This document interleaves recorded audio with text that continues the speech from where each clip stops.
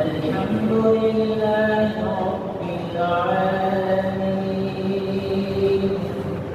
الرحمن الرحيم مالك يوم الدين إياك نعبد وإياك نستعين اهدنا الصراط المستقيم صراط الذين أنعمت عليهم غير المغضوب عليهم ولا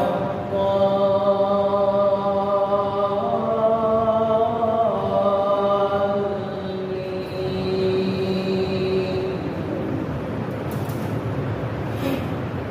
ألم تر كيف فعل ربك بأصحاب الفيل ألم يجعل كيدهم في تضليل وأرسل عليهم طيرا أبابيل ترميهم بحجارة من سجيل فجعلهم كعصف